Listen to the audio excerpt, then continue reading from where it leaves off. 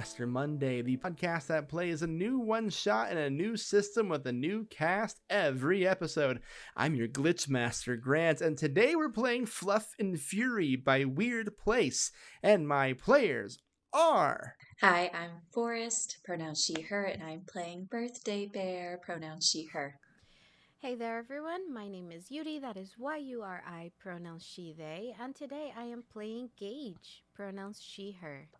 Hi, I'm Kelly, I use she, they pronouns, and today I will be playing Miss Tiffany / Calvin, who uses they, them pronouns. Oh hey, I'm Rahrah, I go by he, they pronouns, and I'll be playing Pierce Thunder, who also goes by they, he pronouns. I'm so excited to have such a wonderful table. How did I get so lucky here today, folks? FLUFF N FURY is an upcoming game from Weird Place. It's all about mechanized, sentient, stuffed animals. It's adorable and violent. FLUFF N FURY uses a dice pool system. There are many stats in this game, and anytime our players make a risky action, they will roll 4d6. But if they have an expertise in a certain stat, they can add more dice to that roll. If they roll any 6s, they succeed. If they fail to roll a 6, they will fail, and bad things will happen to their little fluffy butts. FLUFF N FURY has a lot of mechanics, and they're all very fun, and I'm excited to get to them, and we'll get into those as we go along in the game. But first, we must ask, are you all excited? Not really.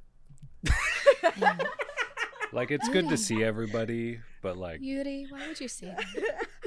I'm so excited. I'm excited for it. Well, now I don't believe you. Only 2 people ever have done that to me, and you're the second one. I'm just happy we can finally squish the Kelly Forrest beef, and that this can What help beef? address that. Rahrah keeps trying to make beef happen. Today, specifically. Rahrah? There's no, It's not gonna happen. yeah, no on squishable drama. beef here. Yeah, I raise cattle. There's no beef. The cast are What? vegetarians. Let's go! Yes.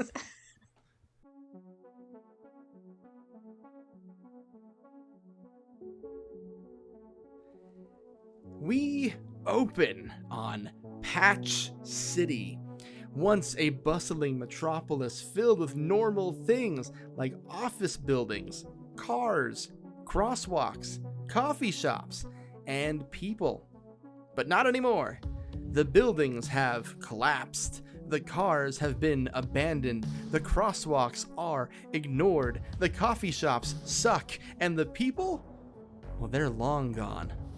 Now we are overrun by Bears, sentient stuffed animals with incredible features like a raspberry scent, real moving arms for hugging, and guns.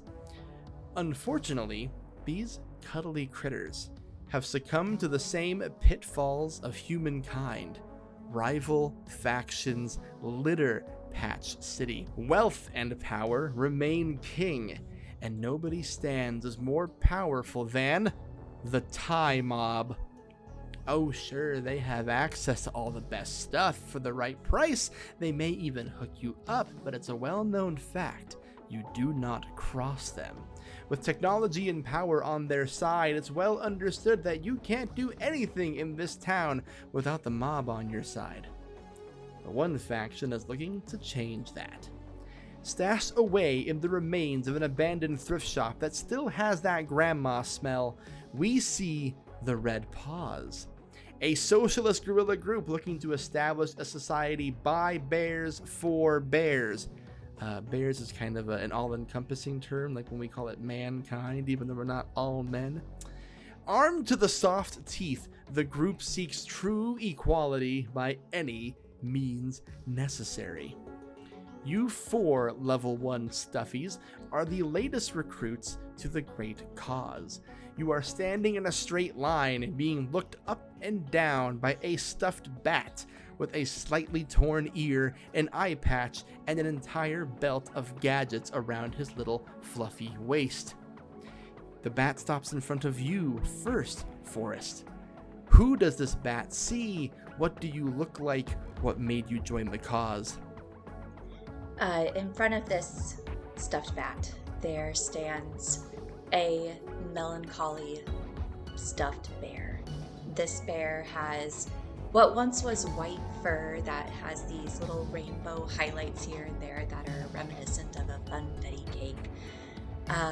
But the colors are faded, and her fur is notably crusty and a little bit old. There's a little bit of a patch showing through on her foot that looks like it could be the top of a cupcake.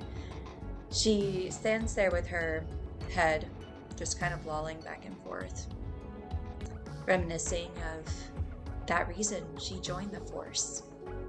That moment that she was left behind, a birthday bear with no one to celebrate with. And she fiddles slightly at her side, a little sachet full of birthday candles. The bat stops in front of you, looks you up and down with their one eye, and they go, "Are you prepared to do everything possible to tear down this regime?" Justice is a slow burn, and I'm feeling generous. "Welcome, comrade." A little bat claw kind of like grabs you with the underside of your forearm. They shake your hand, and you are welcomed into the faction. Moving further down the line, we see your character, Yuri. Tell me about Gage. What do you look like? What's your deal? What made you join the cause? The bat would see a small bunny with very long fur. They are pink in color with some little patches of white around their body, their ears, and their tail. And their eyes are these large black orbs. They look a little smaller than the rest of these stuffed animals. And they are holding a backpack. Their fur looks very well taken care of, like they haven't seen a lot of the outside in a while, or at least don't go outside often.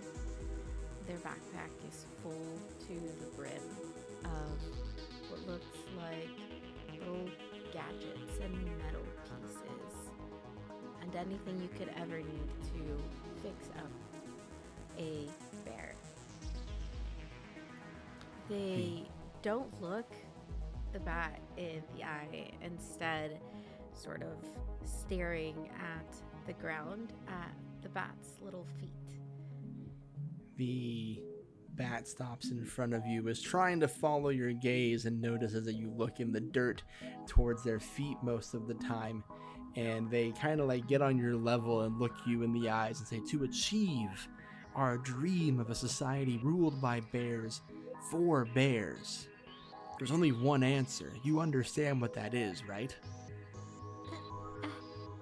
Yes. "What is it?"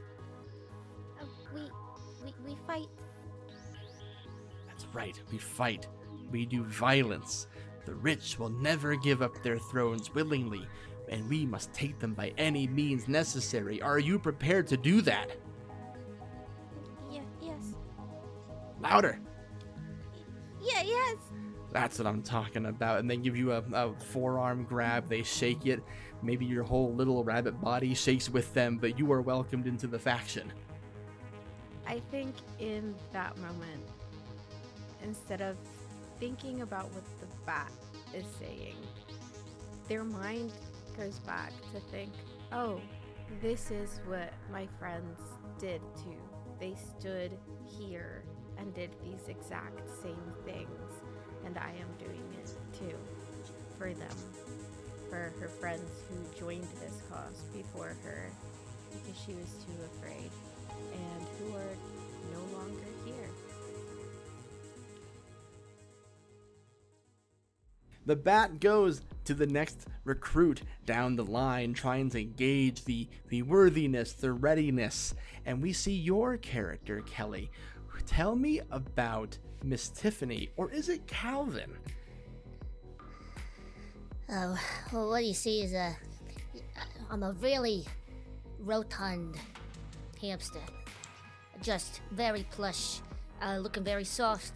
I got like a lavender belly, a nice light purple, a little bit darker purple on my back. I got a little zipper in my chest, and underneath my fur you see a small red blinking light. Who knows what that could be? My voice definitely sounds like this all the time. And then I've got like a little polished little cybernetic eye. I'm very well kept together. I'm like a Kimmeretti at all times. And they are just standing there real confident. Real happy to be here. Excited to know what happens next. The bat is looking at you very intently, and they go, "Oh, we got a micro celebrity in our midst, do we? You think you have the stomach for this?" I think in that moment, there's flashbacks. A bright studio in front of a camera. Kids in the color crazed corner. Yellow and blue make green. And how that has happened every day for the past however many years of my fucking life. Jesus Christ, I just wanna... I'm done. Listen, this isn't caviar and champagne dreams, buddy. This is gonna be real bloodshed, real violent. I've seen people die in the streets. I've lost body parts to this cause. Are you truly prepared to handle that? Oh, my friend, say less. Say less, I'm in. Alright, I guess we'll see. They clutch your arm and move further down the line, and we see Pierce Thunder. Rahrah, tell me about Pierce. What do you look like? Why are you here? He's gonna tell you what he looks like out of a sense of freedom and not because you told him to. We see a small hedgehog, a little hedgel, wearing khakis. Smart little brown belt, nothing spicy like a black one or blue or white or anything. Button-up white colored shirt with a simple tie that has flamingos roller skating on it. The little hedgehog has some little sky blue glasses and Chuck Taylors. Looking bored and suspicious, but definitely standing upright. The bat is looking at you up and down, side to side, observes the belt, and says, "Are you committed to doing anything it takes for the good of the faction?" I don't really accept your power over me or your authority, comrade, but I am here to do what I feel is best in the moment. The bat, who's normally full of second questions, has an introspective moment within themselves, and he goes, "You know what? That's the right answer. That is the right answer. Kill your inner cop, comrade." You're right. My bad." the bat like takes a moment and folds his arms and goes, "Huh. Well, anyway, welcome to the Red Paw. Yeah, looking forward to working with you. I'm neutral about that. Great."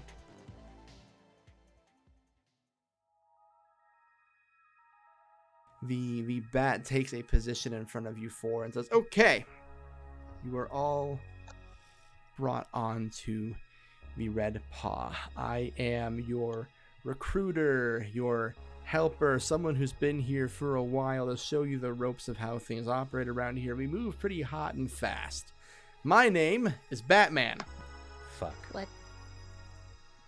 Yeah. What's Okay. No, it's fine. No. got a problem with Batman? I like... No, I like it.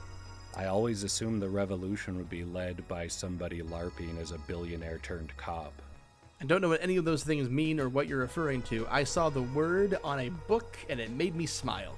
A lot of our names come from the seeing things written on old world artifacts. I've lost a lot of good friends with a lot of interesting names. I've lost people like Dodge Caravan Fuck. or That's a Cox. hell of a name. But we fight on anyway, because every every action we take is for the good of society. Now, I'm going to lead you this direction. We're going to prep you for your first mission. This is going to be a moment for you to tell us your specialties and any weapons you've brought with you. And then we will give you the mission based on your level of preparedness.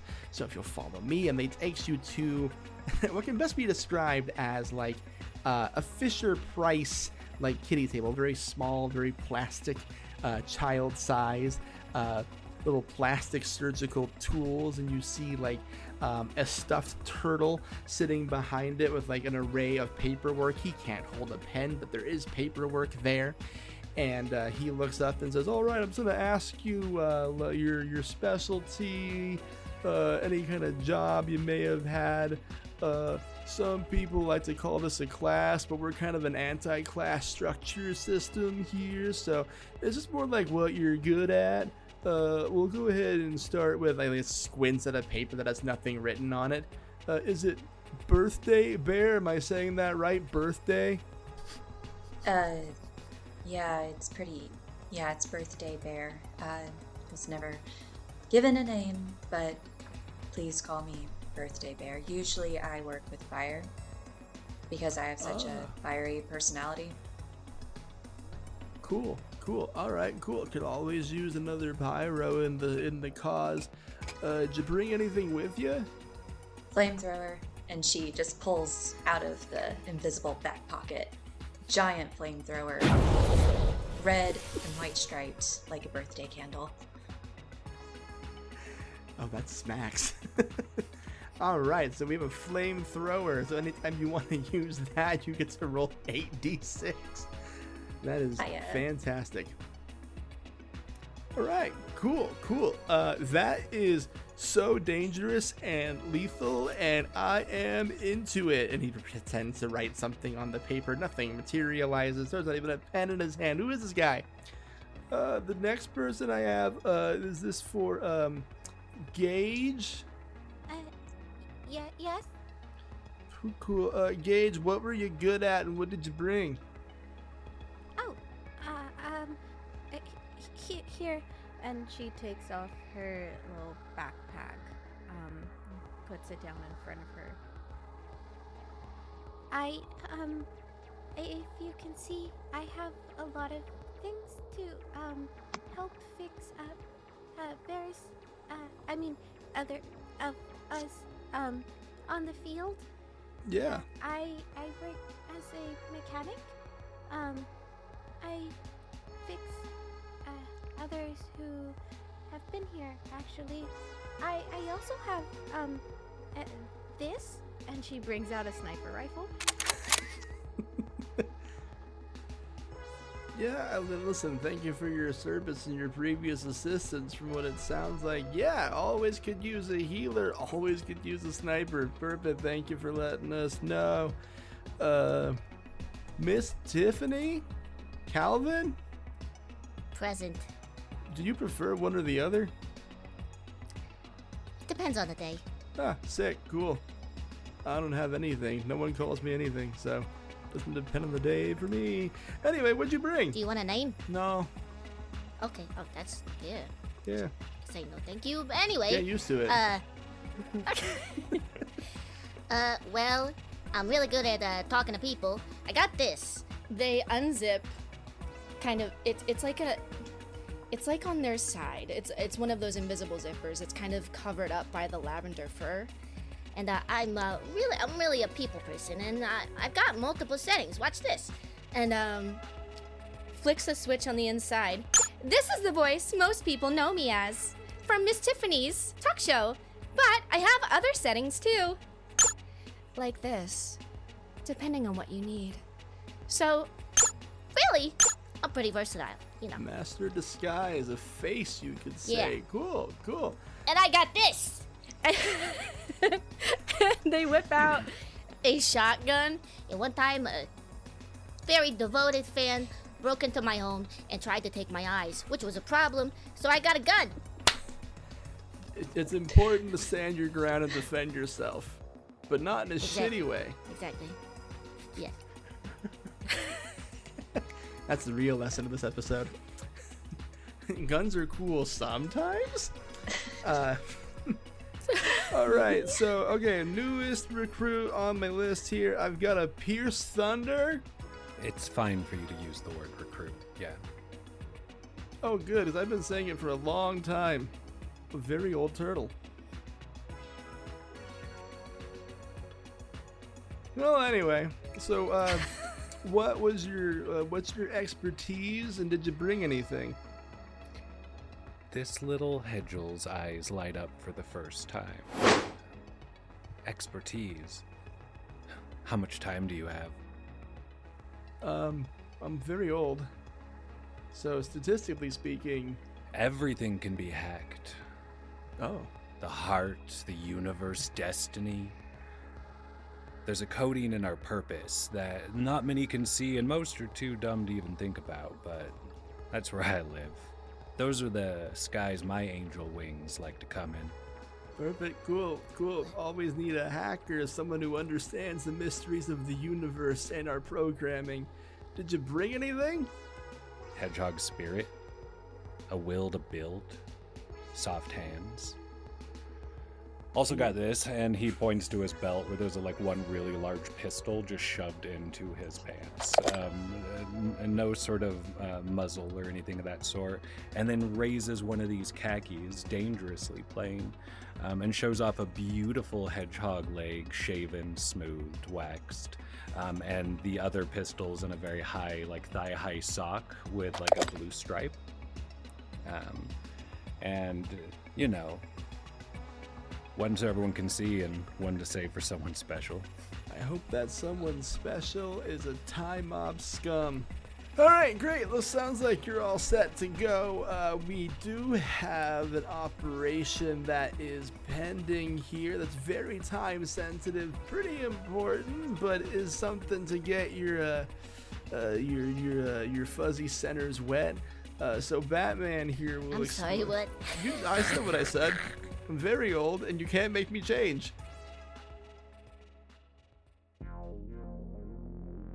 Batman comes out of the shadows and and says, okay, like they said, we do have a pretty important operation. It's not technically challenging, but it is important. We know of a secret hideout for the Time Mob, and he pulls out this large blueprint and slaps it on the table, and you can see that it has the lettering Best Buy on it. It's a very disheveled looking photographs, angles, entry points, little various stuffed animals walking the perimeter, blueprints on there. It says, all right, they're hiding out in this place. It looks like it's called a Best Buy. And we have reason to believe that a very important and rarely seen leader of the Time Mob is going to be making an inspection on this location here today. We are simply trying to do an information gathering operation so we can learn more about the people in this building. So what we're asking you to do is steal what are called heart tags. You will see these fuckers wearing these everywhere in this facility. It's how you indicate you're a member of the mob. Sometimes they wear it as an earring, sometimes it's a neck piercing, sometimes it's on the foot. You just gotta swipe them so we can keep a running tally of who's a member of the mob and how we can best corner, catch, and eliminate them. But We should probably take a saw in case it's the foot Sure. one. Are any of them in the foot stuff? well, we don't know yet because we don't have their heart tags. That would indicate if they were into that sort of thing. That's fair. Are the heart tags something that can be removed, or would the foot need to be removed? Whatever you need to do. They can come off the body as far as we understand it, but we're not picky as to how we get it. Noted. Whatever we need to do. Whatever you need to do by any means necessary. Now, there is a piece of information that we have intercepted. We happen to know that the rarest, hardest to pin down, and harder still to catch member of their leadership board might be making an inspection here. We'd love to get their heart tag. I would love nothing more than their hard tag. Even if you get nothing else, get this one. And that is Forrest, and he pulls out a picture, very blurry from a distance. It looks like it could be of like a little purple bear. And we're looking for one of their leaders, Princess Diana. I'll kill him. If we kill Princess Di, are we the good people? In our story, yes. Do we have to kill anybody? No, we're not asking you to kill anyone yet. We are saying you can defend yourselves. We are saying if things go awry, don't let them take you down. But we're only asking you to steal information. Okay. Are you gonna have trouble if we kill somebody? No. If we kill everybody, is it going to be bad? I'll try to cover your tracks so it doesn't come back to us. It is the Thai mob we're targeting after all, but hey. Pierce looks over at Birthday Bear or BB and the flamethrower, and I don't think it'll be too hard to cover those tracks. Everyone kind of turns and looks. Arson is just ambiance. This is the hardest bunch of recruits we've had in a while, can I just say? Y'all are, I kind of respect it. Pierce's programming just updated, and they now know how to smile after that last comment by BB.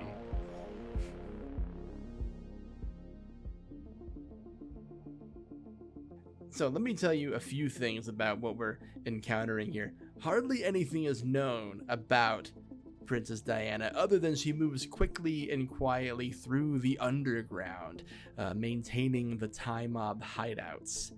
Your mission is to infiltrate the Best Buy, collect as many hard tags from their members as possible, and if the opportunity to swipe hers emerges, abandon all other objectives and secure that above all else. If people die, just make it so they can't be traced back to the Red Paws. That's all I'm asking. We're going to use that information to track, locate, and kill members of the mob so we can know where they're going. They have a hard time understanding who they are when they're not tagged. Do you all understand? Affirmative. Excellent. We're going to give you a lot of free range here. This is a communal socialist faction. We don't give you bosses, generals, any of that kind of stuff. I'm going to kind of leave you to figure out your own strategy here. So I'm going to leave these plans here with you. You will plan and prepare for how you're going to get in there, how you're going to swipe these tags, and what your exit strategy will be. So in mechanical terms, this is the prep phase of FLUFF N FURY, where you will have a moment as a team to discuss how you would like to achieve this mission. Like I said, in front of you, you have a few specs. You have the Best Buy blueprints, which includes entry points. That includes a main entrance, which is always guarded by 2 similar looking bears, an emergency exit, and a series of AC tunnels no longer in operation. You of course have sections within the Best Buy. Some of the labels include cellular or television or office, and one section that is damaged beyond recognition. We think it may be a repair station for members of the mob, but we haven't confirmed that. And of course, there is a quick little guide on some of the various members that have been spotted and photographed around this area. There are about 10 animals that we can identify occupying this space in some capacity. I think Gage looks at the plans and then looks at the team and just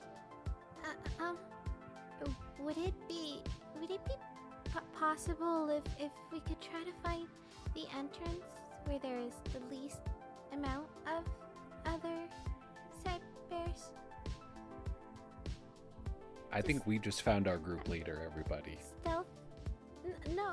Nominated. Nominate. Team captain. Go team. I vote Gage. I think it's in their programming. Yeah, you sound very logical. Mm-hmm. I just think maybe we can do like stealth at first. Whatever you say, boss. And then whispers over to Birthday Bear. We gotta fucking get rid of this boss. We can't let someone have power over us. Keep it equal. It's a fire hazard if there's a hierarchy. Gage, I want you to have all the confidence in the world, alright? You can do this. You're clearly best suited for the job, and I would follow you anywhere. Team leader. Number 1. I was Hierarchy. asking for an opinion. She's looking over the plans, looking at all the different snapshots. I mean, short of burning the place to the ground, the front door does seem like a pretty good option. I like people to know when there's a threat. Why not go in the front? Hard. Oh, you're something, aren't you? Oh my, okay. Very, very much turns directly to Birthday Bear. Birthday Bear. I see a quiet fury in your eyes. I need to know that if we go through the front door, that you're not going to set me on fire. Do you think that's something that you can agree to? Are those terms favorable to you? Let me ask you this. Are any of you trash? Are any of you trash? I don't think I'm trash, but the way you're looking at me, I might be trash. Do you want me to be trash? I'll be trash. Trash burns easy. So if you're not trash, you don't have to worry. Okay. Should we leave?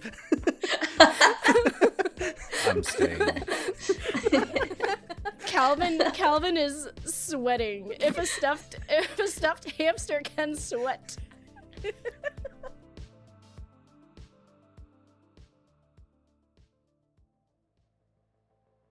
Okay, so for my own Glitchmaster benefit, the plan so far is go through the damn front. Do I see an ATM or an electronic box or any sort of input mechanism anywhere for like a network? Ooh, solid question. Let's have you make the first roll of the game and find out. Hell yeah. If you can make me a salvaging roll, please. I have no expertise, so that's 4 die. 4d6, we're looking for 6s. I got 1 6. We have a 6. So, what specifically are you looking for? If you could have your druthers of any of those devices, what would you see somewhere in this encampment, in this grandma-style thrift store? To a dreamer like me, anything can be a door.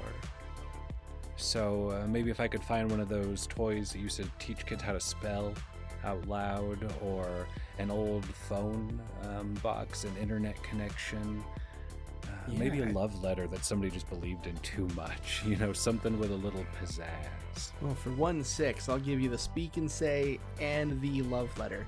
It's stuffed in a yearbook that someone sold to a thrift store for some reason from 1985. Why do I always see yearbooks at thrift stores? I throw it because I don't respect the institution. So I would love to hack this thing, with my origins being that of cyber mystic. I understand it's not always about numbers and the right decimals. Sometimes it's about the soul of the thing. So I would just like to ask it, will you let me in? As I type it onto its swollen and waiting screen. Yeah, I am going to have you make a hacking roll. Since I'm good at it. So I roll 8 total. 8d6s. Okay, there's 3 6s, and I'm rolling 2 more die.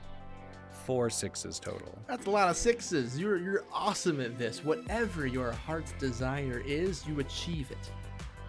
Well, I wouldn't force it on this dear creature. This is about solidarity and letting it push my buttons a little too.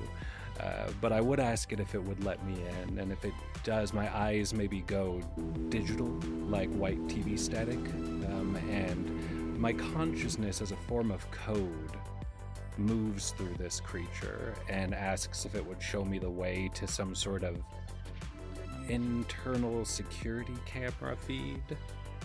we go into like 2000s CGI tunnel vision mode as you go through the tubes that make the Looks internet. like a reboot. Yeah, exactly like Reboot. And you go underground through the wires and the tunnels, and you look through the cameras of the Best Buy. And you can get a pretty clear layout of what you're looking at here. As mentioned, we have the two bears standing out in front of the location. They're kind of pinkish in hue. On the inside near the repair station that was mentioned, you see like a stuffed cockatoo and a stuffed Arctic fox. And then just kind of patrolling the area, keeping track of things, you can see some other types of creatures. A calico cat, a panda, a grumpy looking frog who does not match the aesthetic features of the rest of the group, an owl, a lion, a dragon, and a little dog dressed up like a police officer from the old world. They're all kind of patrolling. About half of them are armed. The other half look more like they're a middle manager type. And you don't see Princess Diana just yet. As far as entry points go, the front doors are of course guarded by those two bears. The emergency exit has a dragon sitting by it, and there is the series of air conditioning tunnels that you can get through via the roof. These don't appear to be guarded.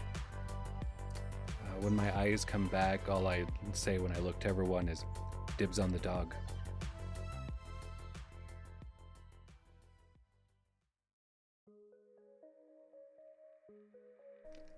I pull out my pistol and start walking towards the door. So are we just knocking?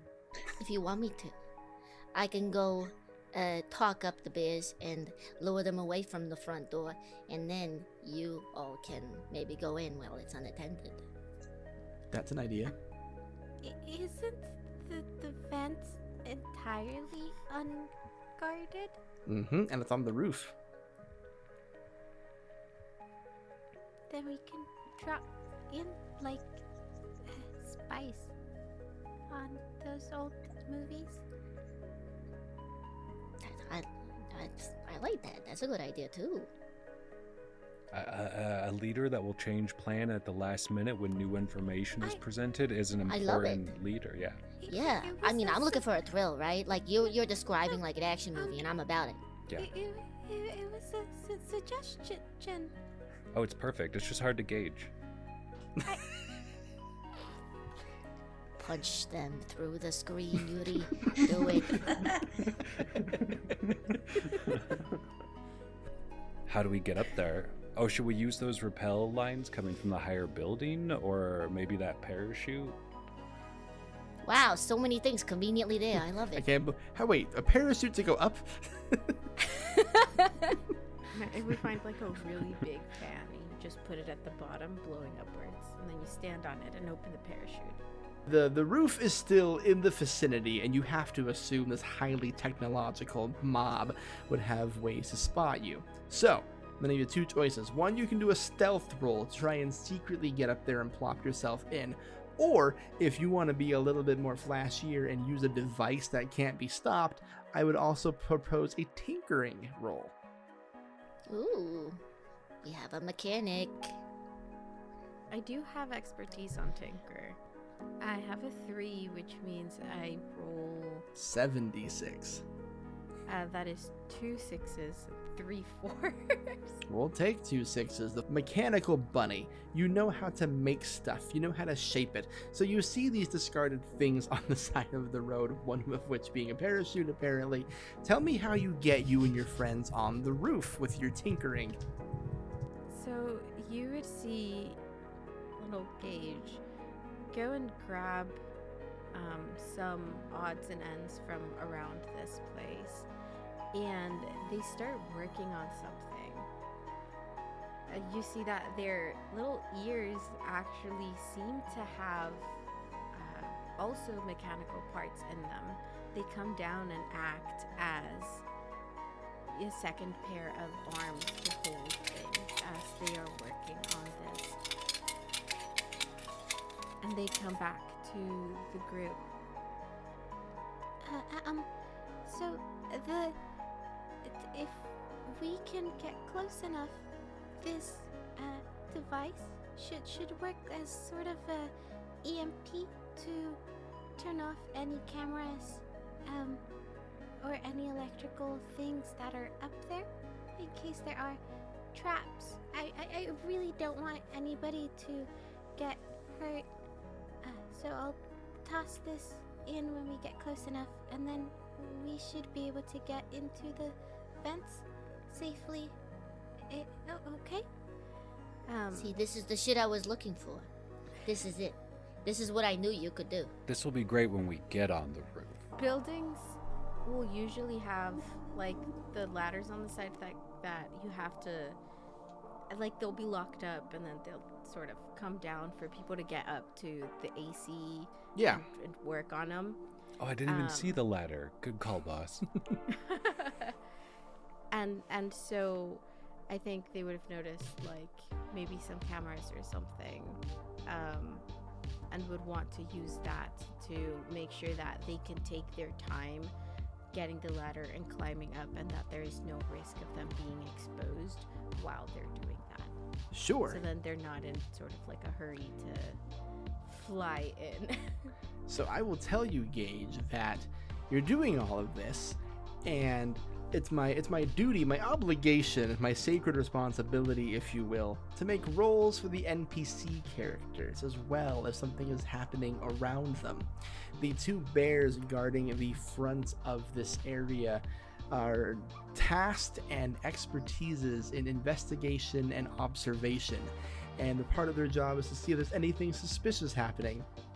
And I swear to God, I rolled 8d6, not a single 6 in there.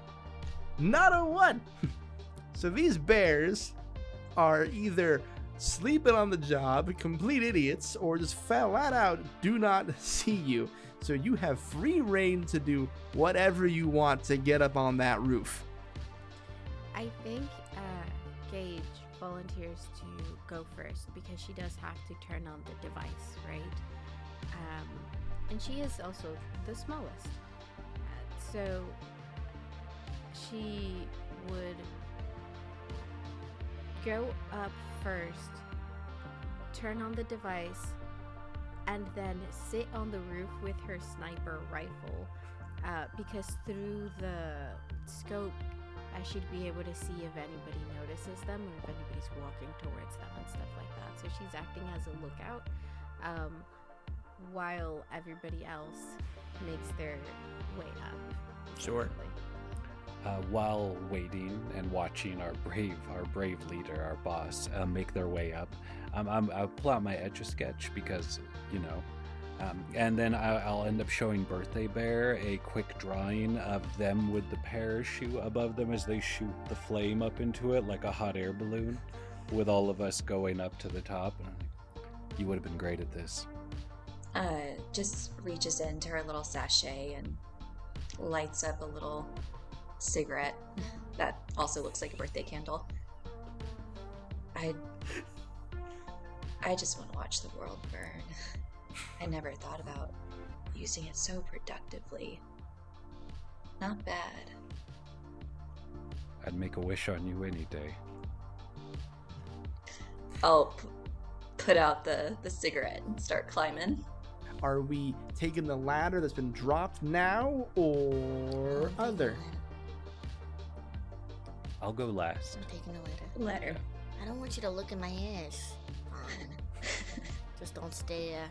Birthday Bear, can you make a stealth roll?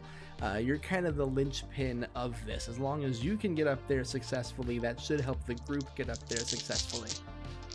Let's see. I believe in you. No 6s. I forget. Is there a mechanic for helping or no?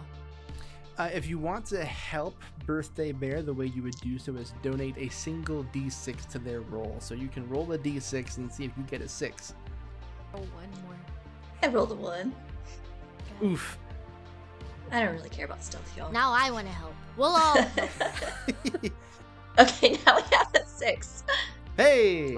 Nice. Yep. After a few misfires, a slip of the foot here and there, a sneeze perhaps. I got you. Feel so supported.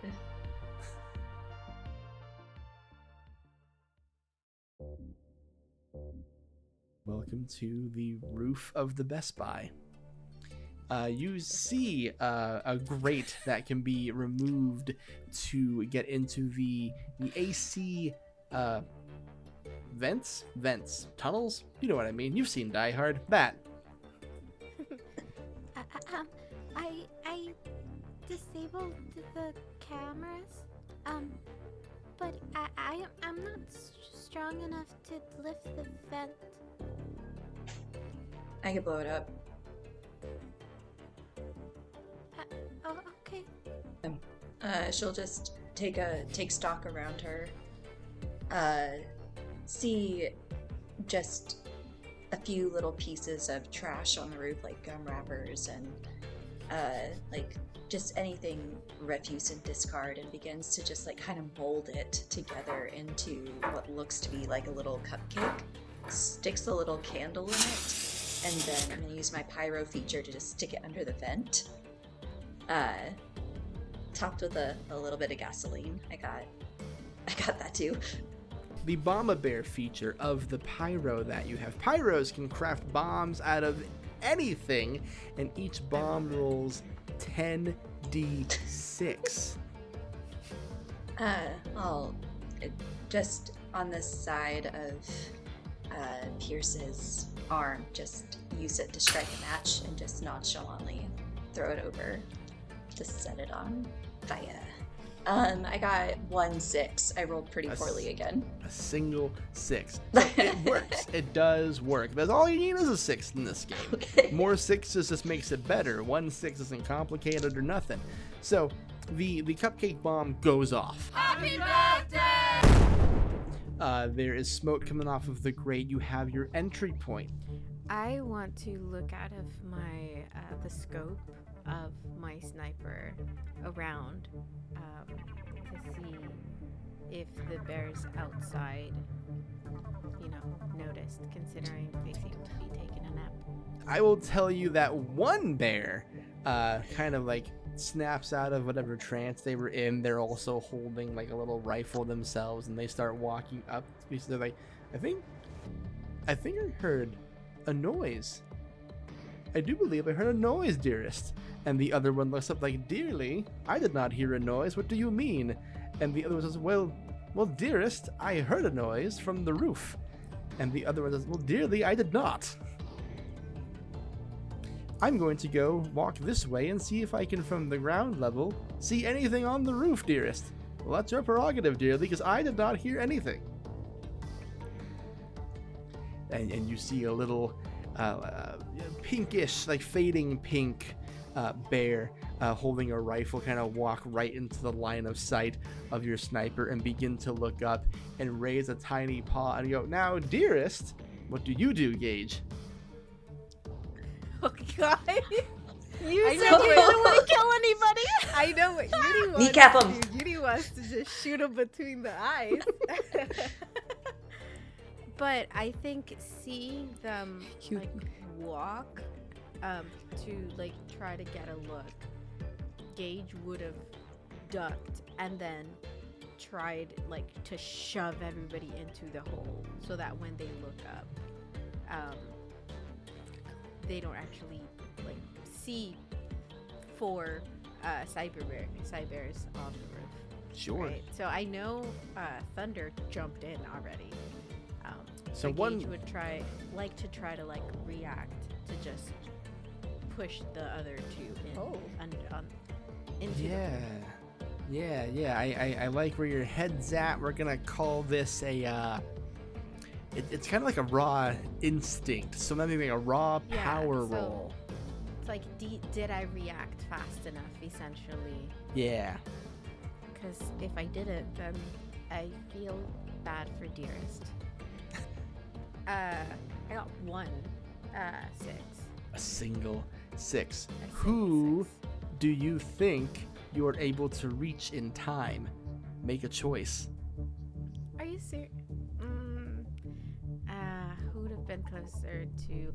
Birthday Bear would have been the closest to the grate because they're the one that placed the bomb and did the thing. So it would have been easier to push them in. Sure. Yeah.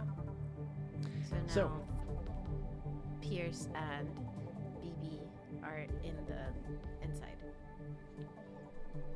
Beautiful. So we get BB in there, a little fluffy bunny boot to get you into there. I'm going to give the ball to you here for a second here, Calvin.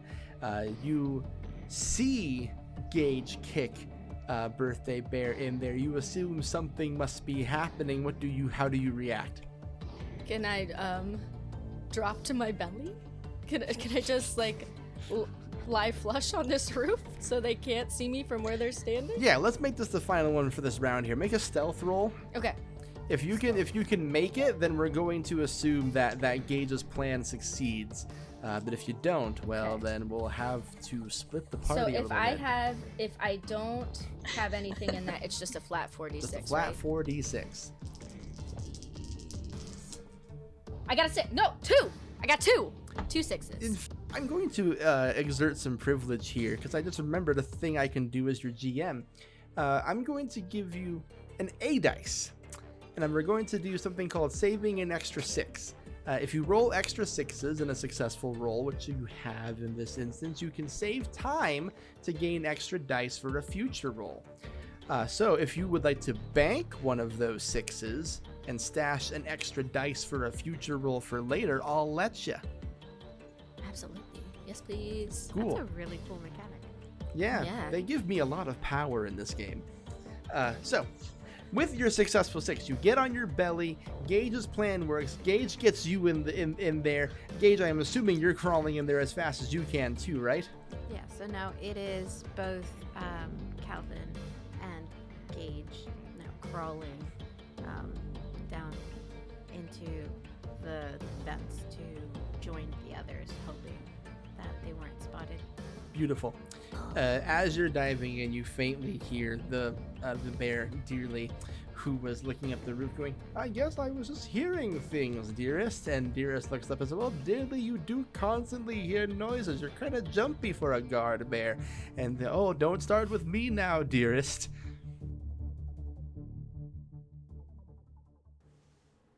What's up, you naughty bears out there? It's me, your Game Master Grant, and it's time for me to crash into the middle of the episode and tell you about things that are good and cool, starting with our friends over at Bloom and Blight. Welcome to Aliva Bay, a historical metropolis famous for scenic views, historic architecture, and generations of magical girls who keep the city safe. Follow the adventures of our magical protectors in Bloom and Blight, a queer and trans-led, majority BIPOC, Girl by Moonlight actual play podcast, featuring everything you're looking for in a magical girl show, including cinematic action. And it becomes a massive obsidian scythe. Bark drops out of it on the back of a giant hermit crab with a spiked shield made of stained glass. Heartfelt feelings, Maybe I'm a bad magical girl. I am a joke. I'm an absolute fool. When do we stop, though? Do you age out of this? You are a magical girl first. and even a little bit of romance.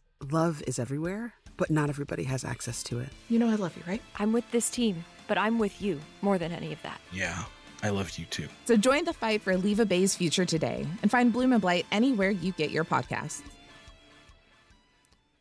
I don't know if any of y'all out there were Toonami kids, though I guess statistically there's a decent chance a lot of you were. But I just remember coming home after school, dropping the old book bag and settling into an episode of Sailor Moon every now and again. And this kind of scratches that itch in my head. It's really refreshing to get a team that loves and appreciates the magical girl genre while expanding upon it with more modern sensibilities. Go check out our pals Bloom and Blight. They're Crit Award nominees and they're damn good. Next, a familiar friend with a darker overtone over at The Heart is a Dungeon. No Gods, No Afters is a TTRPG tragedy miniseries brought to you by The Heart is a Dungeon. We are going to die. Our death awaits us out there. Why not just curl up in a den and await it? What is it that you wonder while you wait? If we must pretend that things can return to the way they once were, then I shall. need to hide, need to find something. I am completely hidden. Do you think it will matter? I seek no new experiences, only answers. Hopeful to dream, and I do hope that this isn't our end. We must flee. For now, we are things that are killable. Coming this July. The new season of The Heart is a Dungeon, which just got started, by the way, so it's a great time to jump into it, is scary. Ooh, boy. They're really on something there over at The Heart is a Dungeon. You've got a great nightmarish ambiance, the 4 players entertaining their darkest instincts. I genuinely mean this. It's not for the faint of heart, but it is so fucking good. Next, if I may be a little self-indulgent for a moment, starting this Wednesday on the Game Master Monday Twitch channel, we will be starting Castaway the Desert. That's right, we're doing the 2nd season of Castaway, our Survivor-inspired 6-part mini-series. We have 10 brand spanking new contestants, and instead of a deserted island, we're just dropping them off in the desert, a harsher, hotter, and much more dangerous environment. 10 new contestants will enter, only 1 can win, and even fewer might be able to survive.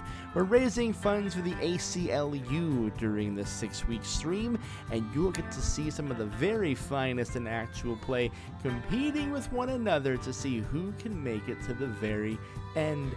Our desert cast contains Abby, who you may know better as Nuff of Abby, Eli from Mayday Roleplay, Nala J. Wu, Kendo from Tales Yet Told, Mare, better known as Oh Hello, Mare, Amon from The Infinite Tavern, Juicy Garland, Kenny from This Could Get Dicey, Kim from 5GMs in a Trenchcoat, and our friend Taz.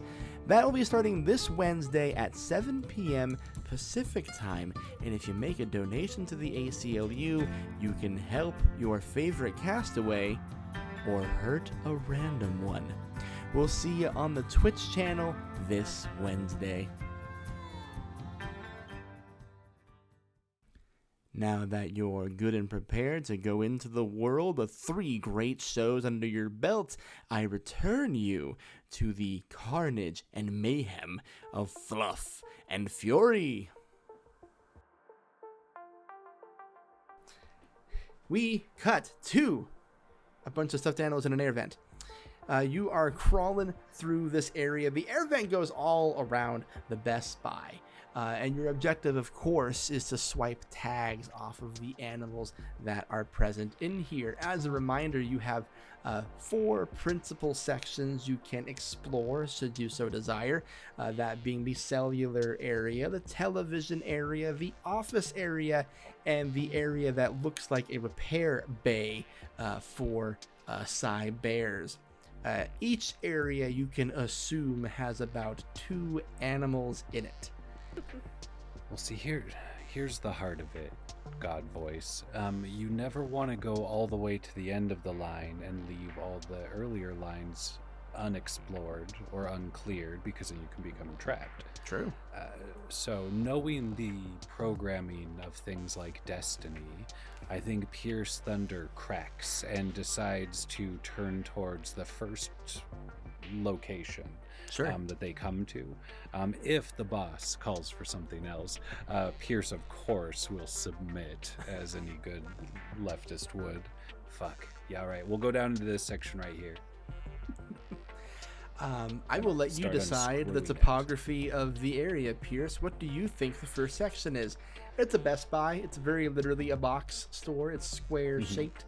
So... what's your first Unfortunately, stop? This vent comes out pretty high from the ground, a good like 15, 16 feet, and it's just like pointing down. It's not even out of a wall, it's out of the ceiling. So a terrible situation. And it's hard to see past it because of the slats in the vent, and we'd have to get down on top of it to unscrew it. So I think Pierce just kind of realizes what needs to happen, almost asks the boss permission and then realizes he's his own hedgehog. And I'll just jump on the vent and hope my body weight just breaks it, and then I fall into the open room. Given that you're just using your body and hurling yourself into this and hoping for the best, I'm gonna have you also make raw power. What if it's deception because I'm trying to trick the Great? Trick the air vent? It's the same amount of dice as raw power. Well then, yes.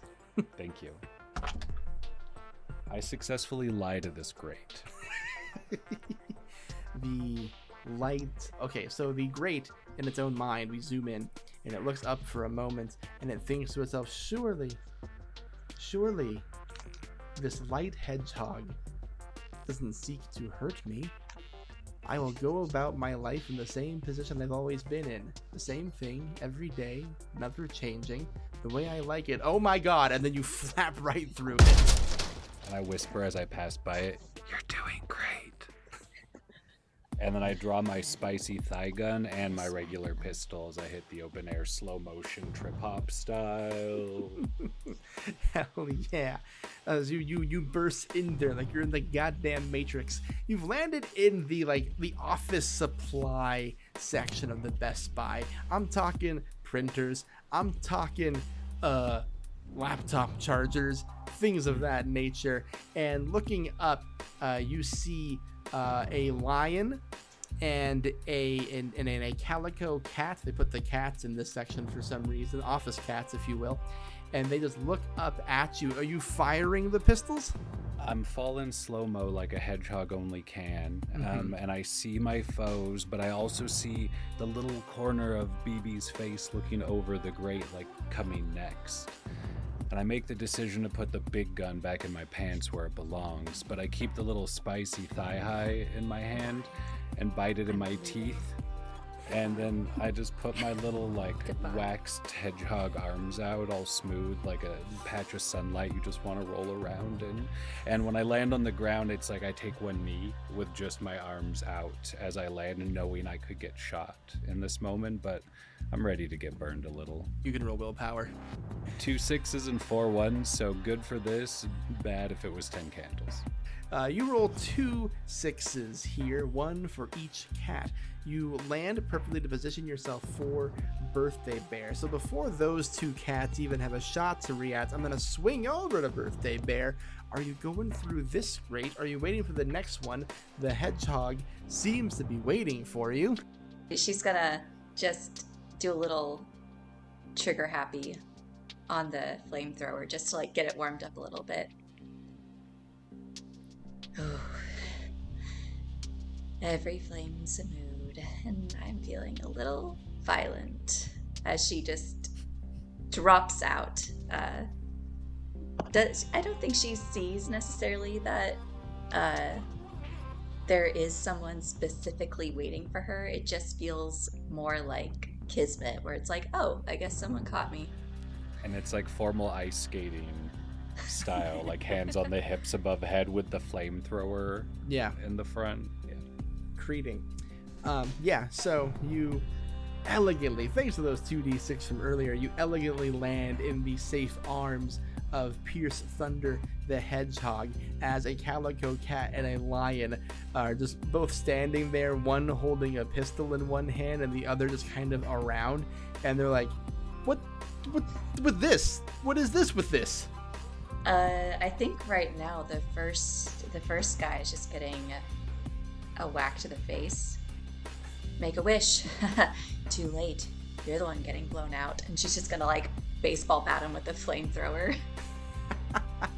Well, you're still technically using your flamethrower, so Yeah. I'm gonna let you make a weapon roll for it. So this is gonna technically be a combat situation. You're gonna roll the dice tied to your flamethrower. And we're looking for 6s as usual. Each 6 roll deals 1 point of damage. However, if you roll any 1s, those will offset any 6s in the combat. Okay. Let's see. No 1s. 1 6. And okay. Yeah, 2 6s. You see this calico cat, you clock it in the head with your flamethrower. It kind of looks up at you and goes, "That wasn't," and then flaps over for a little bit, and the lion looks down, pulls out its pistol, and goes, "Hey, wait a minute." And I'm going to make a quick roll for the lion. Pierce or anyone looking through the vent would see that the kind of coldness in Birthday Bear's eyes is gone, and it's just ecstasy and delight. There's a lot of joy now that we're in the midst of this combat. The graphic novel frame would have Pierce's eyes just wet and reflecting the firelight while looking up, like just nothing but them wide. This lion fires its pistol in your direction. You take one hit point of damage, which will take us to Pierce. Your associate successfully knocked out one of their assailants, but then got a little graze of a bullet to take some damage. What do you do in this situation? Pierce is almost upset that they got shot until they see how happy it seemed to make them. And now thunder's about to crack, as he likes to say. And he's gonna say it again and again and again. It's like a beautiful dance where BB almost rolls down the length of Pierce and lands on their own feet as he starts hedgehog running like only a hedgehog can, which is mostly loose needles without a lot of muscle control. So a little flaily, but just looking like a strange shadow made of thorns. And I'm still holding my spicy thigh gun in my mouth, and I spit it into one little paw and reach into my pants to pull out the real big one. And then as I'm running at both of them, I'm just going to fire off both at one, whichever one's the closest. That'll be our lion friend. So your dual pistols operate by rolling 4d6 and then adding another 4d6. And if I roll matches on the different groups of 4, they become 6s. Yes. Okay, no 6s on that initial roll. No 6s at all, but there are 2 5s and 2 4s that would become 6s. We'll take the 2 6s, which will be 2 hit points of damage to the lion, which I previously established is enough to knock somebody out. You're shooting pistols into a stuffed animal. You see little like the first one gets the shoulder and he goes, "Ha!" And then the other one hits the other shoulder and he's like, "Oh!" And then he falls back down. You have neutralized the cats in the office section. When the bullet spins in the air all slow-mo and the camera angle gets like sexy and long, you can tell that it's made from like microchips that he probably melted down himself. So for you two, you now see 2 neutralized Thai mob members and their Thai tags just hanging out. You want to do it? Oh, I'd love to. And she'll go up and like slowly start to burn the plastic that's keeping it attached to them. So it gently comes off. And she'll give a little whistle up the vent. Y'all gonna bring the heat? Oh yeah, sure.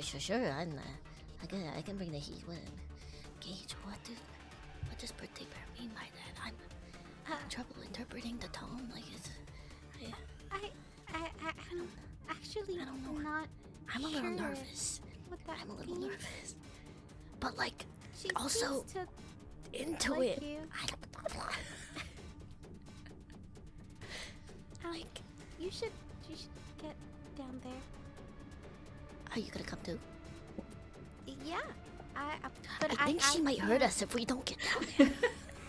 I can't go down there until you do. What? You're in front of me? Oh, hey. And I guess I imagine Calvin does take up much of the duct. And then I jump out of the duct and I do not gracefully wait to catch Gage. I just lie on the ground like a pillow. All right, go ahead. Are you right here? Patting my belt. Do it. I've done it before. Go ahead. Are you sure that's okay? Yeah, it's fine. I'll be ready. Okay. And she just jumps out as well.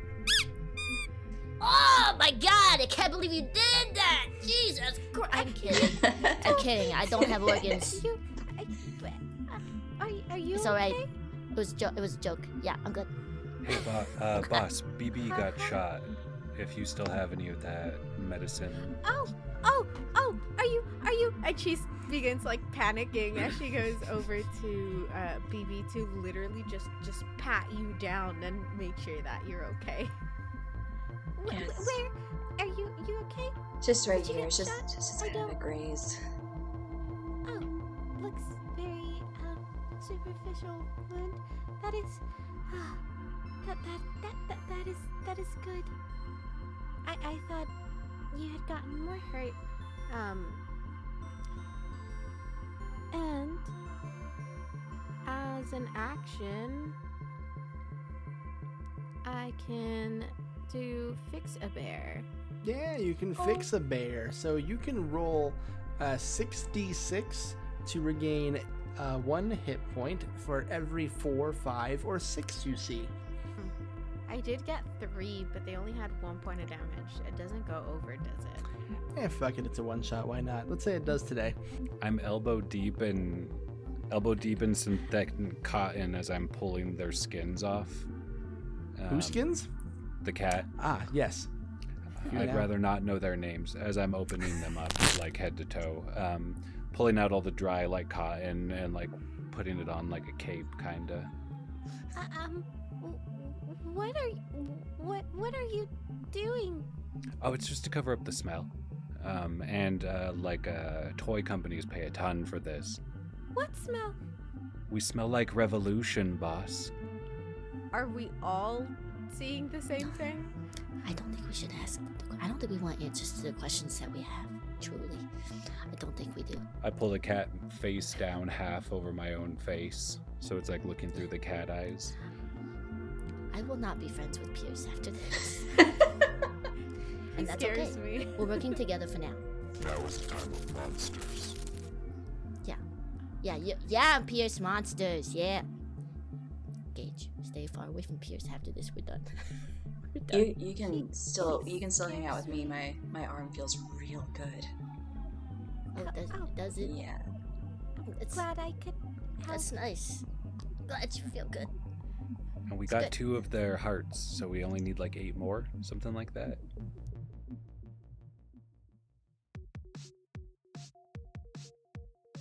Since it is, or at least it used to be a store, does it still have like the hanging signs on the roof that tell you the name of the areas? And would we be able to see what the nearest, like the area next to us is? Yeah, closest area to you next. There used to be a hanging sign. It's kind of like faded and lost to time a little bit, kind of like hanging on one string by like a prayer and a hope. You can kind of see like maybe it used to be orange. You can make out a G kinda, but this would be the repair area that Batman told you about. Do we hear like animals from all over the space running towards us because of the gunshots or anything like that? As you skin the cats, who weren't dead, by the way, I only said unconscious, but they certainly are now. You do hear two pitter-patters here. A voice calling out saying, "Hey, Scorch, Chase, did you hear like gunshots near the office section?" And you just hear like a deep, I don't know, dragony voice kind of calling, "I'll go check it out. Don't worry about it. Come on, Chase." And you see coming into your aisle a sparkly, glittery, stuffed dragon being followed by a dog with a police hat and a police uniform from the old world named Chase. And they both have the little red tags on their ears. And the little dog is like, "Stop! You're breaking the rules!" And Scorch goes, "We are also not up to code, but we have our own thing to do. So what's Are you wearing Chip?" Meow, everything's fine, meow. Oh, fuck it. Make a deception roll. No 6s. No sixes. You do not convince this person that you are their friend. Would you say this dragon is like larger than most Cybears? Like, how imposing does this dragon look as of like by comparison to us? I would say that they are 2 gauges tall. 2 gauges tall. Okay. Hold on, everybody. I got this. 1 second. And reaches in their chest, flicks a switch. Oh gosh, I don't know how he got here. I was looking for the bathroom. Wow. You're beautiful. Your muscles are so big. May I? And walks up to this dragon and starts trying to like squeeze their bicep, and I'm trying to convince a bear right now. Oh, okay.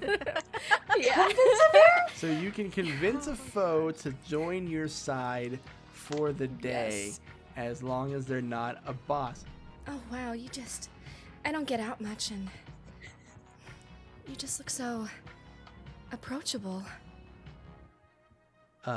This dragon. Thanks, I hate it.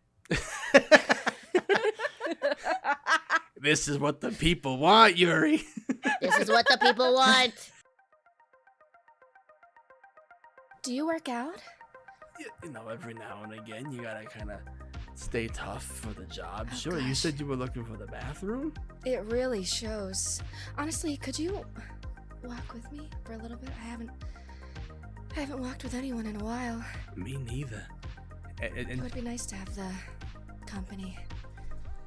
Chase looks up and goes, "Don't fall for their tricks. You're better than this." It's like, I don't think I am, Chase. Shut up, Chase. I don't think I'm better than this. It's been so long, Chase. You don't understand what it's like guarding this building day after day, fighting for what you think is right, questioning everything, all the people we've had to get rid of just because they didn't understand. Yeah, I'll take it to the bathroom, all right? I'd like to activate my power control-a-bear to go into the one telling the dragon not to. We're gonna control the cops, baby. Okay, let me... Good. I was just gonna shoot him between the eyes. I just like kind of sit crisscross applesauce on the ground, and my eyes go static again. Again, this is another one you don't have to roll for, but like Calvin's ability, you get to do this once per charge, and we're saying this operation is 1 charge. So you, without needing to roll anything, can control Chase the dog for 10 minutes. And so Chase looks at this dragon. You know, you deserve this. It has been a while. You know, you deserve this. It has been a while. Gage gets an idea and then whispers to Piers. See if you can get them to tell us where the princess is. Princess Diana. Tell me where Princess Diana is. Chase the dog looks up at the 4 or 5 of you and says, Princess Diana should be here any moment. She normally comes through the emergency exit. And in fact, it should be pretty soon. We're expecting her. Perfect. Will you rip off your heart and give it to me, please? Sure. And then just like unclips the heart tag and just hands it to you. Over my shoulder, hand it to BB, who has the other 2. Collection. We can make like a ambush now that we know where they're coming from. Oh yeah, it'd be so easy to ambush Princess Diana. This is the actual worst thing you've ever done, Grant. Grant, you should feel bad about this. And yet, I hate this. I'm gonna Tanya Harding this bear. I also ask for Scorch's heart tag. I'm like a varsity jacket. Like, can I wear it for a little bit? Oh yeah, hell yeah, hell yeah. Here you go. Oh, thanks. Oh wow, it's beautiful. Look at BB. I'm like, are you eager to burn more? I'm surprised you have to ask. I can tell him to stay. A little singe never hurts. Just touch his dirty little pig face and whisper, "Stay." I'm a dog. I know. You're a cop. I'll just go and place a little candle by his side, just enough to singe the fur. Consider this candle a warning. The next one's for your funeral. And she'll just walk away. For the next 6 minutes, I can't think about it. Good dog.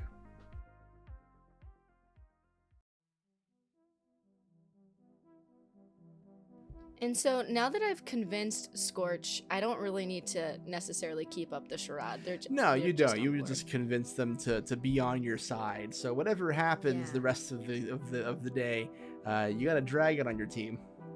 Where is, because usually they said emergency exit, and usually there is like a sign, like an exit sign that lights up on the emergency exit so that it is visible, right? It's a good call, boss. It's a tall, thin, single glass pane of a door, red accents around it, and you do see the exit sign, and you see the door begin to kind of swing open because it's an emergency exit, and everyone working here is a stuffed animal, so it's kind of a team effort. There's like a series of pulleys and levers and like a drawbridge type system, so the door is opening but slowly. I think they're here. We have to go. We can. Aye, aye, Captain. What do you need me to do? With us. We can take them with us and try to ambush. Can we get me up on top of a shelf? Chase, kneel down. Yes. They're gonna ride your shoulders. Okay, I have to listen to you for 3 more minutes. Scorch can also help. Here, boss. It's like a mount. You're like our knight. Gosh. But they want to get up on top of a shelf and lay down on their belly with the sniper out, pointing at the door, and then tell the rest of them, you all are gonna have to get close. I think they're here. The princess. Sure. We have to go. Mm-hmm. I will say that you were able to position yourself. You get up there easy peasy because this time you don't have to hide because you have their help.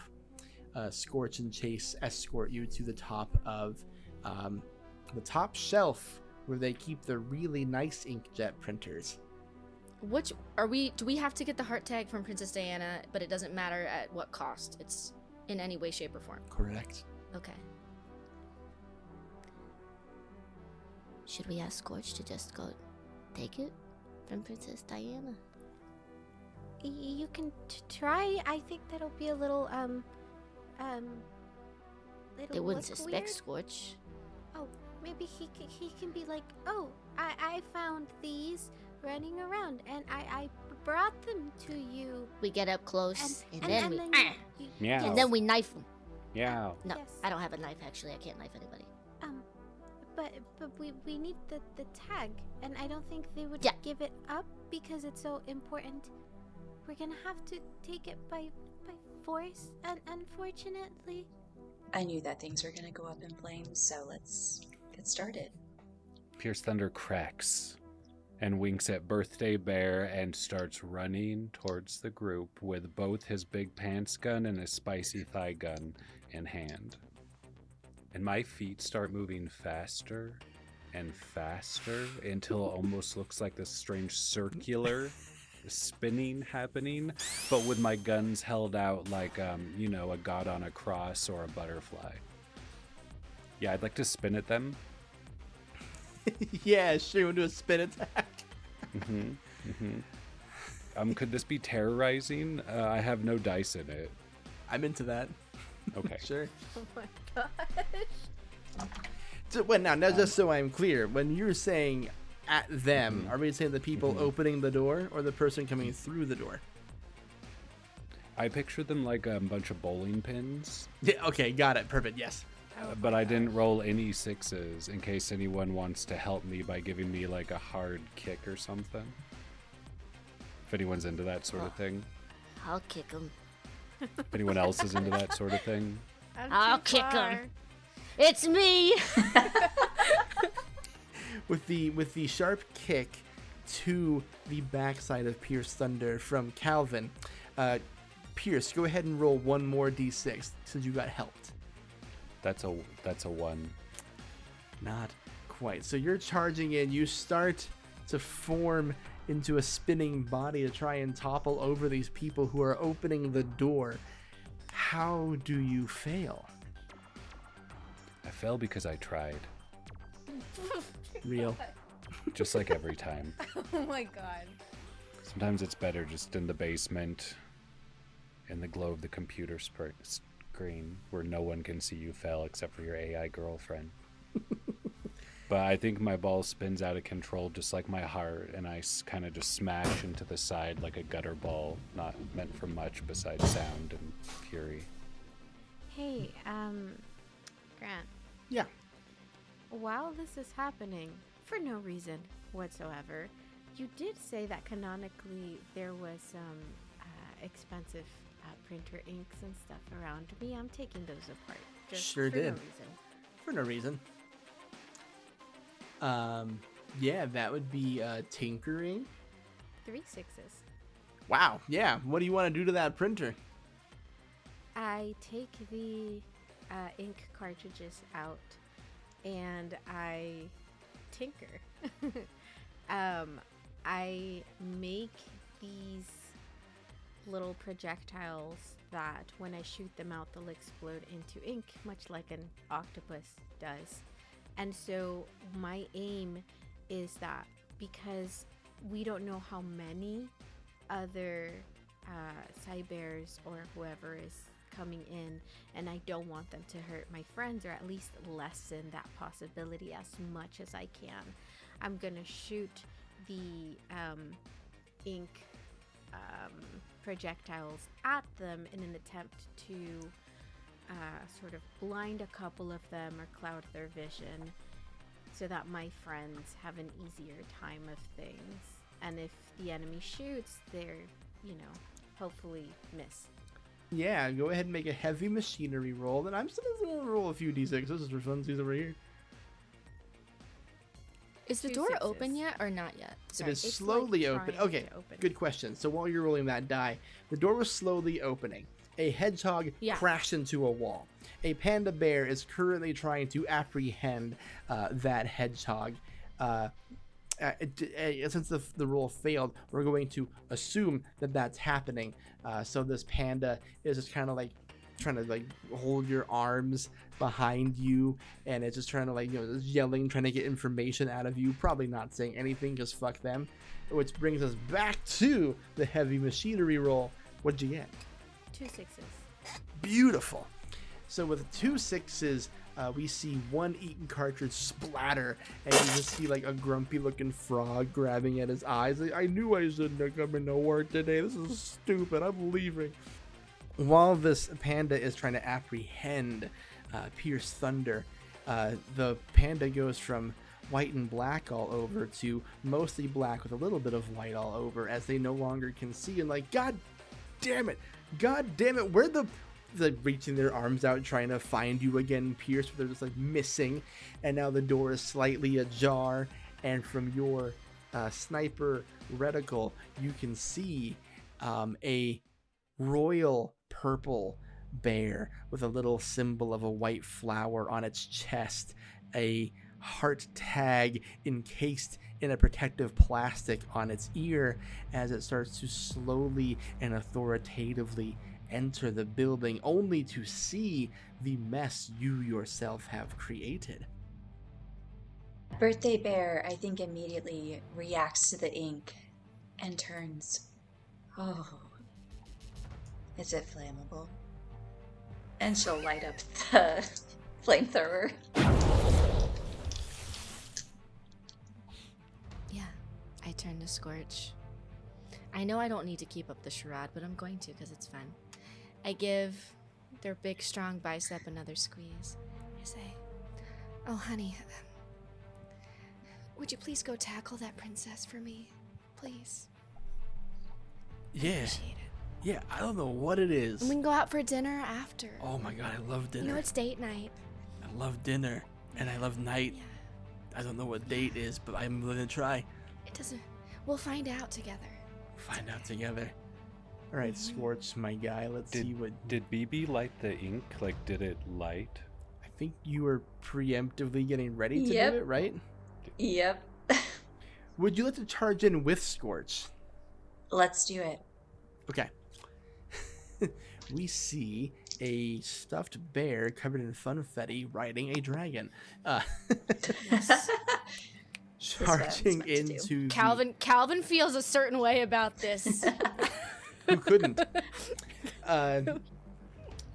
As they're coming into frame, I'm going to give Piers an opportunity here, because it is just you, an inked frog, an inked panda, and Princess Diana entering. Before Birthday Bear and Scorch come into the fray, what do you do? I want to stick my hand into her head or chest and try to hack her. Yeah, you are definitely close enough to do that, because you position yourself by the door and she's entered. So we're going to give you an opportunity to hack a bear. There is no bear. There is no bear. And shove my hand into her plush form. 4 6s? Damn. Because I roll 8 for hacking. You sure do. I want to connect with the part of her that can also just die and not just be the princess of it. And I want to encourage that part of her destiny and her coding. The image of this bear turns to face you after the hacking is complete, seemingly distraught, confused, came into this building with one purpose and is now being more introspective, looking inside themselves, asking what really is a purpose, and then that thought sneaks out of them, asking you, what is a purpose? Without a word, because they don't deserve the voice of the people, I would just crack the protective bubble around their tag.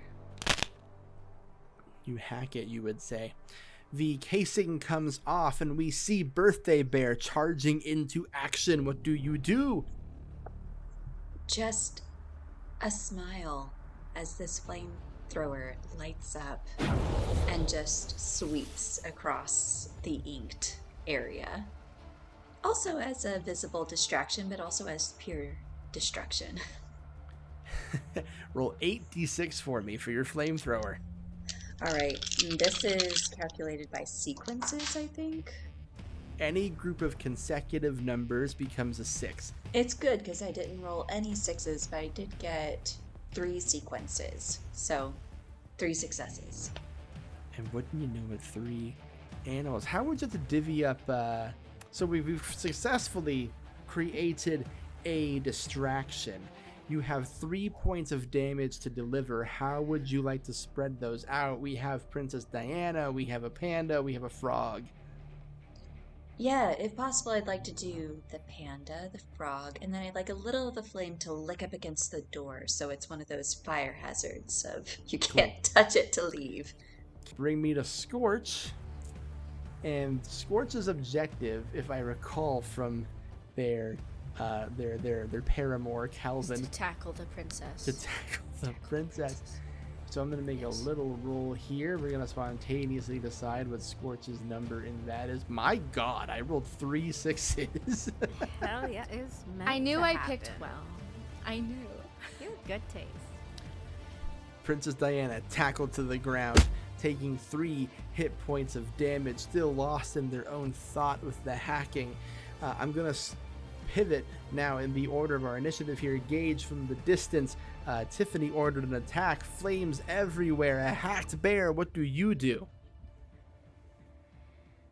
I think seeing that her ink projectiles were a success and the panda bear let go of Pierce, right? The added bonus of Birthday Bear setting it aflame, and seeing that still none of her group has been hurt, swaps back over to her normal projectiles on her sniper and looks down the sights. And in her mind, the only way to make sure that things stay this way and that nobody gets hurt is to end it quickly so they can go home.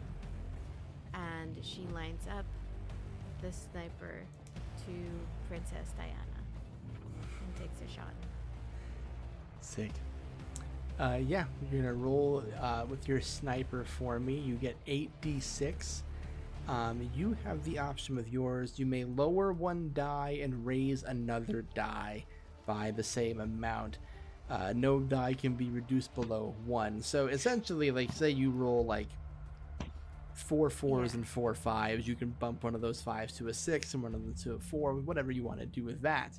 So you can use it to fine-tune results and convert near hits into critical shots. Yeah, so I got 2 6s right off the bat. I did get a 5 and a 2. I'm going to turn that 2 into a 1 so I can turn that 5 into a 6, giving me 3 6s. That is perfect. So in total, the People's Princess has taken 7 hit points of damage, just enough to take out one of the key leaders of the Thai mob. You hear the echo of a sniper through this Best Buy, hitting right in the fluffy center of this purple bear, falling to the ground. Many animals in this building incapacitated. You see the 2 guard bears, Dearly and Dearest, look inside to see what all is going on. Eyes get bigger, drop their weapons, and start running in a different direction. You now have a very easy point to take her tag if you so wish, but she has been eliminated.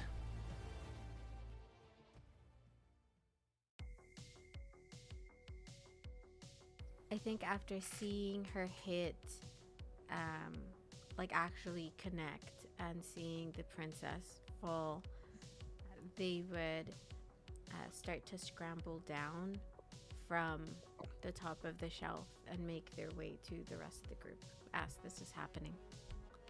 We'll say for convenience, you all have met at the emergency exit around the fallen Princess Diana stuffed bear. I took the name tag she had that said, "Hello, my name is Princess Di."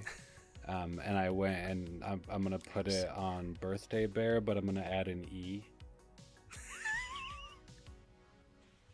Yeah, it fits. It's nice. It does. Yeah. Yeah, it's such a nice name.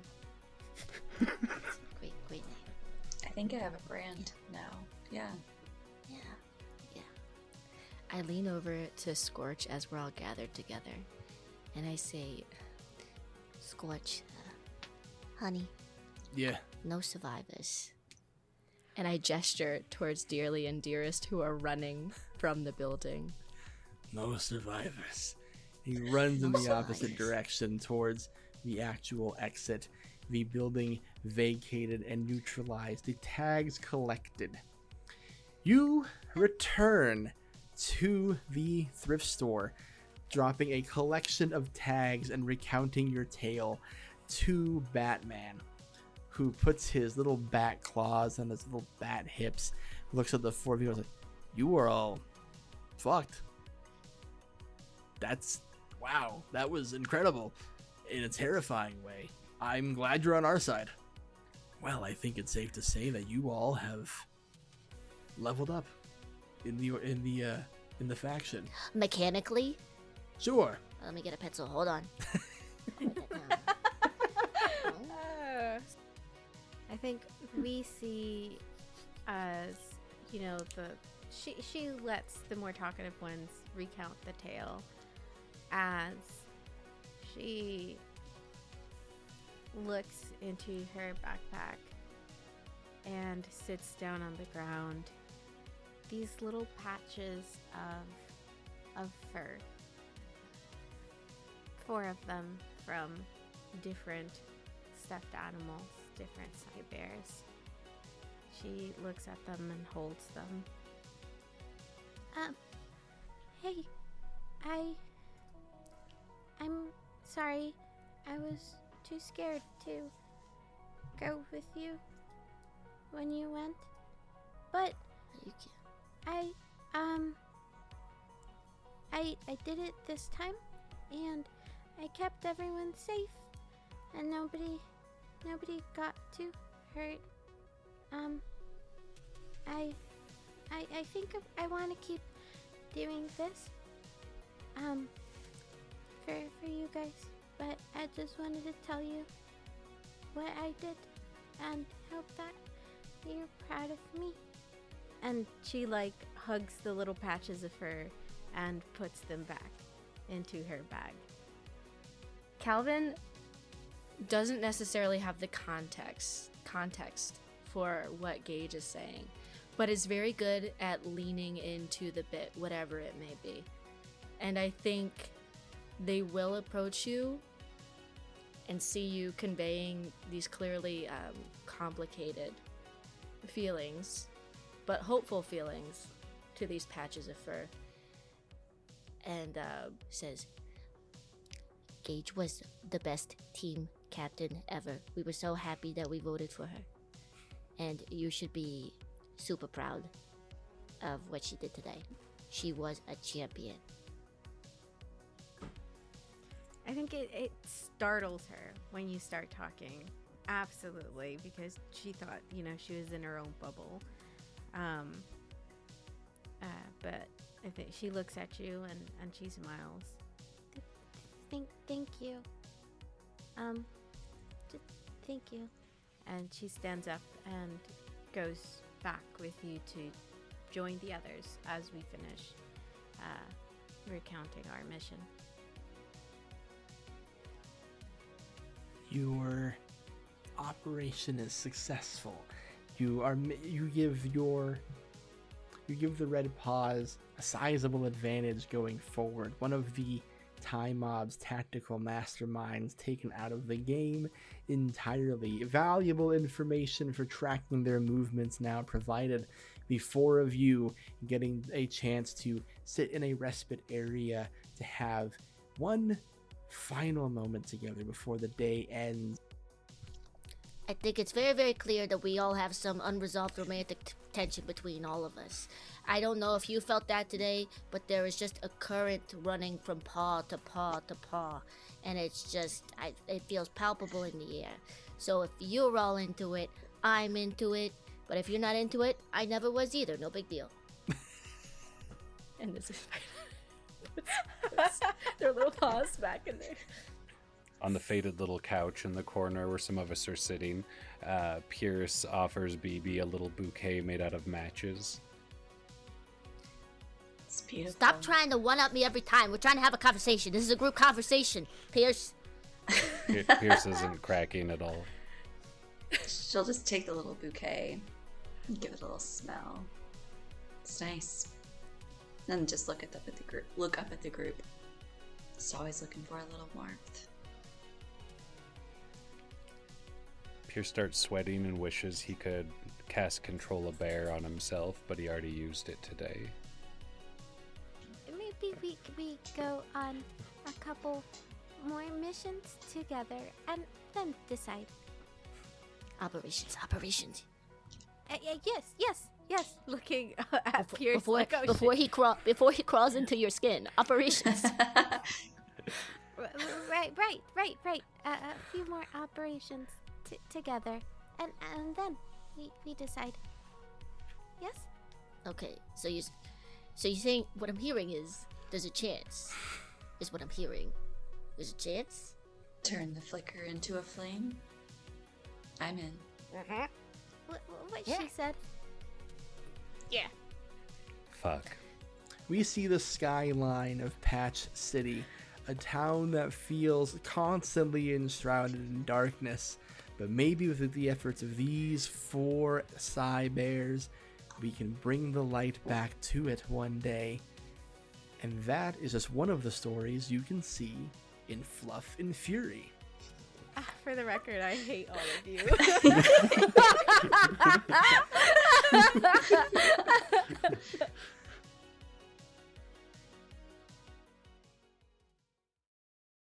Thank you all, everyone, for playing with me here today. As we said, Fluff N Fury is an upcoming game by our friends at Weird Place. Follow them on social media. Support the game. I had a lot of fun with this one. I could have done this forever, but I have a life and friends and a family. So we're going to have to end it here for today. But let me just introduce you once again to our fantastic cast of players. Forrest, thank you for playing. Where can we find more of you? Yes, I am recovering academic on social media. I do a bunch of one-shots like this, but also some campaigns. And that's recovering academic. It's very normal. Very normal. Completely easy to find. Trust me. Yuri, where can we find more of you?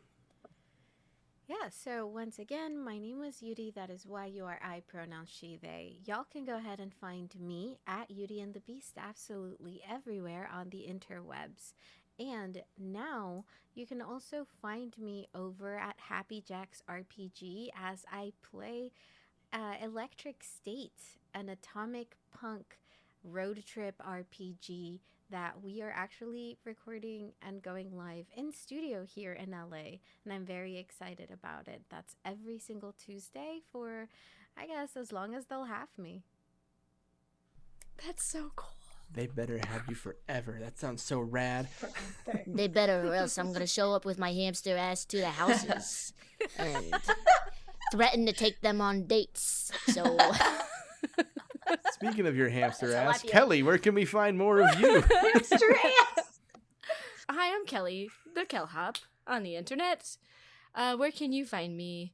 You can find me Tuesday nights on Crit Hit Chronicles /Talking XP for our Daggerheart campaign bitten. You can also find me in the audio dramas Error 313 and 1.7 miles to Lake Wanatel, and I'm just doing things in here and there.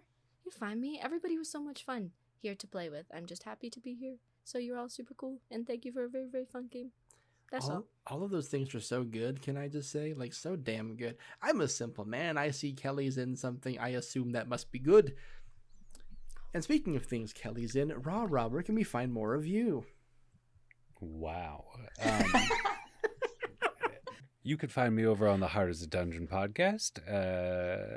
That's mostly it. I'm sure I'm tagged. If you're listening to this, I'm sure there's a tag. So if you just click on that, that'll be me. But that's mostly it. I'm over on Thiad, and that's where they'll bury me when I'm done. And if this is your first time checking out Game Master Monday because you're a fan of one or all of these four, hi, I'm Grant. We play a new one-shot and a new system with a new cast every other week here. So check us out here on the podcast. Check us out on Twitch. And if you are more of a podcast person, well, then great. Stick around here and we'll see you again in 2 weeks. Bye-bye, everybody. I love They how can't we see me. all Why am I wave, waving? but they can't They're see not, I us. can't see me. Goodbye. They can't see me. Why did I do that?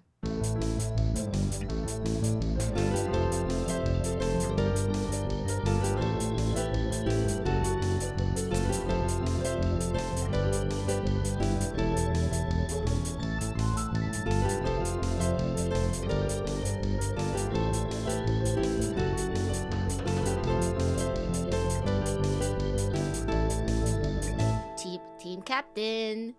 Oh my god. I hate you, Kelly. Kelly just goes into a trance. See, first it was just Rahrah bullying me, and now it's you too. I am being so supportive. What are you talking It about? is straight up I'm Rahrah here and for Kelly you. pointing guns at Yuri, forcing them to take the lead on stuff, and Forrest waiting patiently to burn somebody. They're like, please let me use my flamethrower. Absolutely. More fire.